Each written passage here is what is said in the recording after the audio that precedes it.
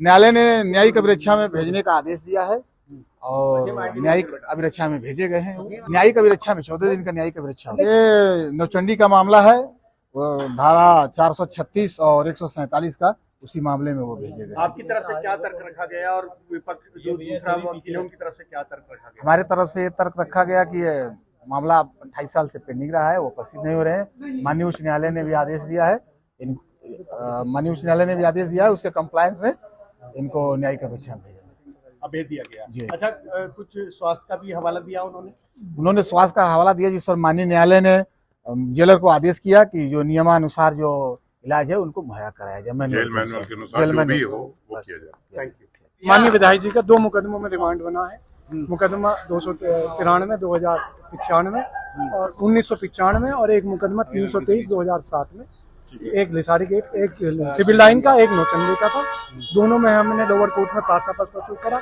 एक 436 का था जिसमें 10 साल तक की सजा है, एक 307 का था जिसमें 10 साल से लेकर उम्र कैद की सजा। अवर न्यायालय जहां रिमांड बना उन्हें पावर नहीं थी कि वो जमानत दे सके। हमने जमानत पर प्रार्थना पत्र प्रस्तुत करा, जो माननीय न्यायालय द्वारा हमारे प्रार्थना पत्र को निरस्त कर दिया गया। कल सुबह जिले जज साहब के यहाँ हम प्रार्थना पत्र प्रस्तुत करेंगे। और क्योंकि माननीय विधायक जी का बाईपास हुई है पिछले 6 महीने पहले, तो हमने एक प्रार्थना पत्र माननीय उनके स्वास्थ्य को देखते हुए माननीय न्यायालय में प्रस्तुत किया और माननीय न्यायालय द्वारा सुप्रिंटेंडेंट ऑफ पुलिस को उनकी उच्च उसके लिए हायर एजुकेशन उसके लिए उन्हें फैसिलिटी, मेडिकल फैसिलिटीज के लिए उनके निर्देश जारी। कितने दिन के लिए भेजा? अब 14 दिन के लिए। 14 दिन के लिए। ये अवर न्यायालय, एमपीएमएलए कोर्ट और सीनियर डिवीजन। आप किसके वकील हैं? हम माननीय विधायक जी रफीक अंसारी के वकील। सरकारी वकील ने क्या कहा? सरकारी वकील ने उसका हमारे प्रार्थना पत्र का विरोध करा।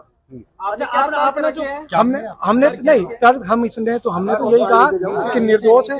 एक जो मुकदमा है 323 2007, उसमें उस मुकदमे में 2008 में फाइनल रिपोर्ट आ गई थी और उसमें जो दूसरे पक्ष था उसने प्रोटेस्ट फाइल करी थी और स्वयं सो मोटो माननीय अदालत द्वारा उसमें संज्ञान लेते हुए उसमें स्टेट संज्ञान लिया गया।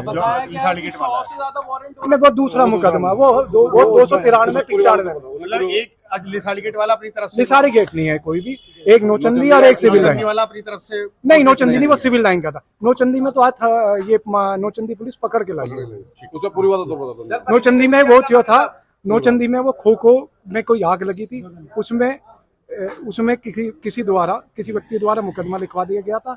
उसमें 22 लोगों को नाम दर्ज करा गया। माननीय विधायक जी को अज्ञात में उसमें लगी गई थी और जिसमें चार्जशीट आई थी, सेकंड सप्लीमेंट्री चार्जशीट। और उसके बाद वो मुकदमा एक्विटल हो गया, वो मुकदमा दोष मुक्त हो गया और 1997 में मुकदमा दोष मुक्त हो गया था। हम उसमें हाजिर नहीं आए थे, हमें जानकारी नहीं थी, क्योंकि वो हम अज्ञात में बताया गया, किसी साक्षी को लेकर हमारा नाम उसमें खोल दिया गया था। बाद में हम उसमें एक्यूज बने। अच्छा, अस्पताल में भी भेजा जाएगा? हाँ, 307 मेजर सेक्शन, नौचंदी में 436। हाँ। अब उन्हें अस्पताल भेजा गया या नहीं, अब उन्हें जेल भेजा गया। जेल से सुप्रिंटेंडेंट को आदेश दिए हैं कि उनका वहां पर परीक्षण कराकर, और हो सकता है कि उन्हें मेडिकल भेज दिया जाए।